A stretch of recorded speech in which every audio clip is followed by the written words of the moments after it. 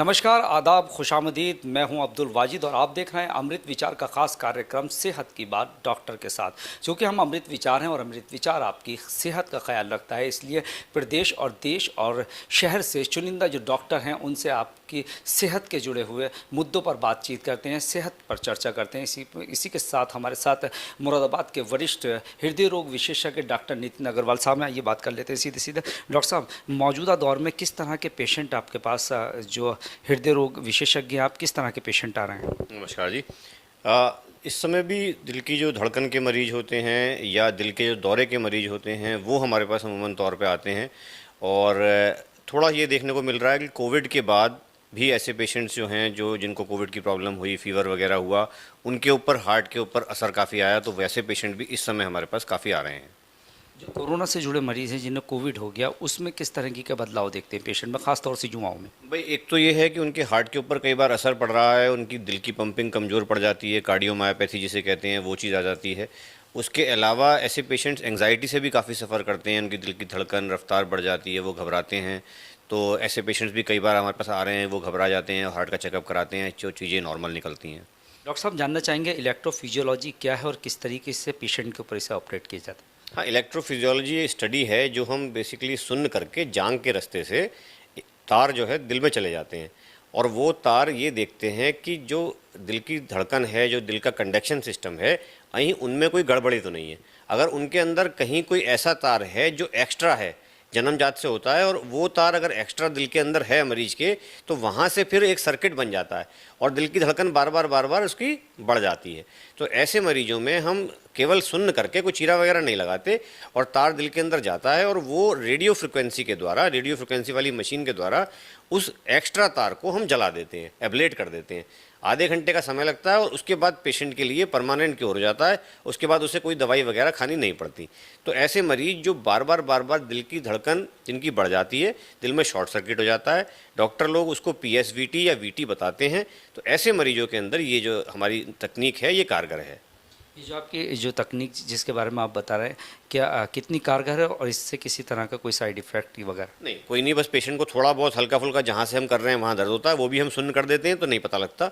और 90 से 95% आप ये मान के चलें कि ऐसे मरीज में पहली बार में ही सक्सेस रेट होता है। अगर बाई चांस ये होता है कि दोबारा हो रही है तो फिर एक बार कर दी जाती है, उसके बाद उसे ज़िंदगी भर बार बार दवाइयाँ खाने की आवश्यकता नहीं पड़ती है। इलेक्ट्रोफिजियोलॉजी एक टेक्निक है, इलेक्ट्रोफिजियोलॉजी स्टडी बोलते हैं, EP स्टडी, जिसके अंदर हम जो दिल की धड़कनें हैं, जो दिल का जो करंट है, बेसिकली दिल के अंदर कंडक्शन सिस्टम होता है, हार्ट के अंदर जो कंडक्शन सिस्टम है जिससे धड़कन बनती है, अगर उस कंडक्शन सिस्टम के अंदर कोई गड़बड़ी हो जाए तो दिल की रफ्तार बहुत तेज़ी से बढ़ जाएगी या बहुत तेज़ी से घट जाएगी। तो ऐसी रफ्तार को बढ़े हुए या घटे हुए होने की वजह जानने के लिए इलेक्ट्रोफिजियोलॉजी स्टडी होती है। तो ये EP स्टडी अभी मुरादाबाद में पिछले कई सालों से कहीं कोई चीज़ इस तरह की नहीं हो रही थी और पेशेंट्स को हमें दिल्ली भेजना पड़ता था, GB पंत अस्पताल वगैरह भेजना पड़ता था।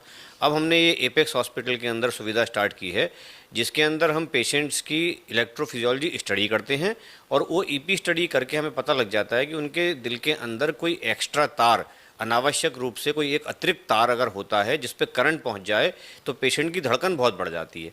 इसे नॉर्मली रिदमिया कहते हैं, और PSVT पैरोक्सिस्मल सुप्रावेंट्रिकुलर टेकिकार्डिया या वेंट्रिकुलर टेकिकार्डिया टेक्निकल टर्म्स में, साइंटिफिक टर्म्स में कहा जाता है। मरीज को जो महसूस होता है वो अचानक दिल की रफ्तार बढ़ जाना महसूस होता है। जैसे नॉर्मल व्यक्ति की दिल की रफ्तार 60 से 100 है, तो इसमें क्या होता है कि इसकी रफ्तार डबल हो जाएगी, 60 की 120 हो गई, या 100 है तो 200 पहुंच जाएगी। तो जिन मरीजों की धड़कन अचानक डबल हो गई, रफ्तार बढ़ गई, उनको धड़कन महसूस होती है और वो बार बार अस्पताल आते हैं, उन्हें इंजेक्शंस वगैरह देना पड़ता है, तब कहीं जाके उनकी दिल की धड़कन कंट्रोल होती है, और अगर ना समय पे इलाज मिले तो उनकी जान भी जा सकती है। तो इसमें जो हमने अब स्टार्ट किया है वो इलेक्ट्रोफिजियोलॉजी स्टडी स्टार्ट करी है, जिसके अंदर हम ऐसे मरीजों को फ़ायदा देते हैं। डॉक्टर साहब, जिस तरीके से आपने बताया कि जो धड़कन है वो जस्ट डबल हो जाती है एक तरह से, तो कितनी घातक है इंसान के लिए? काफ़ी ज़्यादा घातक है। एक तो पहले ये है कि पेशेंट को परेशानी बहुत ज़्यादा होती है, अचानक पेशेंट को धड़कन महसूस हो जाएगी, आंखों के आगे अंधेरा आ सकता है, पसीना आ जाता है, जिसकी वजह से उसको ये सारी परेशानियाँ होती हैं। और दूसरा, ऐसे पेशेंट्स के अंदर दिक्कत ये होती है कि अगर वो हार्ट की पंपिंग कमज़ोर है और धड़कन बहुत तेज़ी से बढ़ जाए तो फिर ऐसे पेशेंट के अंदर दिल का दौरा पड़ने की संभावना भी रहती है। हम ऐसे पेशेंट्स के लिए ये इलेक्ट्रोफिजियोलॉजी स्टडी करते हैं और उसको स्थायी परमानेंट ट्रीटमेंट जो है वो हम देते हैं। अच्छा डॉक्टर साहब, एक चीज़ जिस तरीके से वैक्सीनेशन पर जोर दिया जा रहा है, हम पूछना चाह रहे हैं कि जो दिल के मरीज़ हैं उनके लिए वैक्सीनेशन, या जिनके स्टंट पड़ा है उनके लिए वैक्सीनेशन कितना कारगर है? क्या उन लोगों को बेझिझक वैक्सीनेशन करा लेना चाहिए? क्योंकि कई तरह की जो एक भ्रांतियाँ हैं वो समाज में ज़रूर है। हाँ, देखिए इसमें कोई दो राय नहीं है कि जो हार्ट के मरीज़ हैं या क्लॉटिंग के मरीज़ हैं, उनमें कभी-कभी कुछ ऐसी स्टडीज़ हैं जो ये कहती हैं कि ऐसा हो सकता है कि वैक्सीन के बाद क्लॉटिंग बढ़ जाए। देखिए हर चीज़ में हमें फ़ायदा और नुकसान देखना होता है, तो अभी तक जितना चीज़ों में जितना रिसर्च हुई है उसके हिसाब से दिल के मरीजों को भी वैक्सीन लगवानी चाहिए, ज़रूर लगवानी चाहिए। मेरे भी जितने मरीज होते हैं जिनको स्टेंट भी हो चुकी है, दिल के दौरे भी पड़ चुके हैं, उन सब ने वैक्सीन लगवाई है और कोई ऐसा साइड इफ़ेक्ट्स देखने को नहीं मिला है। तो लगवानी ज़रूरी है, लगवानी चाहिए। जो हार्ट के पेशेंट हैं सबसे पहले वो डॉक्टर से कंसल्ट करें, अपना चेकअप कराएं, फिर उसके साथ बाद वैक्सीन। ज़रूर एक बार जो है एक बार चेकअप करा लें, उनसे पूछ लें, डिस्कस कर लें और अपनी दवाई जो भी चल रही है वो चलने दें, उसे बंद करने की आवश्यकता नहीं होती और वैक्सीनेशन जब वो कहते हैं तो करा लें। एक महत्वपूर्ण सवाल डॉक्टर साहब जी, अगर आज से 30 या 25 साल पहले की अगर बात करें और मौजूदा दौर की अगर बात करें, तो जो युवा हैं वो हार्ट पेशेंट ज़्यादा सामने आ रहे हैं, तो क्या वजह मानते हैं कि खान पान जो बदलाव है, रहन सहन का वो बदला है, उस वजह से क्या मेन क्या मानते हैं? हम लोग इसको बेसिकली साइंटिफिक टर्म्स में कहते हैं heart attack in young patients, pre mature coronary artery disease. होता क्या है कि आजकल जो इस तरह की जीवन शैली चल रही है उस शैली के अंदर हमारी दिल की धमनियों में कई बार अचानक जो है वो क्लॉट जम जाते हैं जिसकी वजह से दिल के दौरे पड़ते हैं और एथेरोस्क्लेरोसिस यानी जो कोरोनरी आर्टरीज के अंदर ब्लॉकेजेस होती हैं वो भी कम उम्र के अंदर बननी शुरू हो जाती हैं। उसकी वजह खान पान तो है ही, धूम्रपान, तंबाकू का सेवन, स्मोकिंग, बीड़ी सिगरेट और जो टेंशन भरी लाइफ है, एग्जीक्यूटिव लाइफ है कि हम सुबह जो है एक्सरसाइज कर नहीं रहे हैं, दौड़ रहे हैं, भाग रहे हैं, स्कूल को अपने जहाँ भी जा रहे हैं, काम पे जा रहे हैं और हमें ना खाने का पता है ना हमें और चीज़ों का पता है और मेंटल स्ट्रेस हमारे ऊपर पड़ा हुआ है। तो ऐसे भी कई बार देखने को मिल रहा है कि यंग पेशेंट वो कहता है कि साहब मेरे को तो ऐसी कोई रिस्क फैक्टर्स नहीं है और फिर उनको दौरा पड़ गया।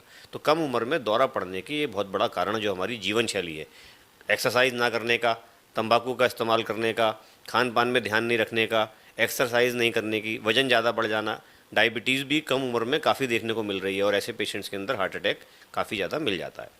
क्योंकि डॉक्टर साहब हमारे जो जिस्म है, जो हमारा मनुष्य का जो अंग है, वो सभी लगभग जितने भी पार्ट्स हैं वो काफ़ी महत्वपूर्ण हैं, लेकिन दिल जो है वो सबसे ज़्यादा महत्वपूर्ण है। तो बिल्कुल समझिए कि एक ही दिल दिया है ऊपर वाले ने, अगर दो दिए होते तो एक से काम चला ले, तो एक ही दिया है तो इसलिए ये तो बहुत ज़्यादा महत्वपूर्ण है और 24 घंटे सातों दिन इसे काम करना है। किस तरीके से स्वस्थ रख सकते हैं आप?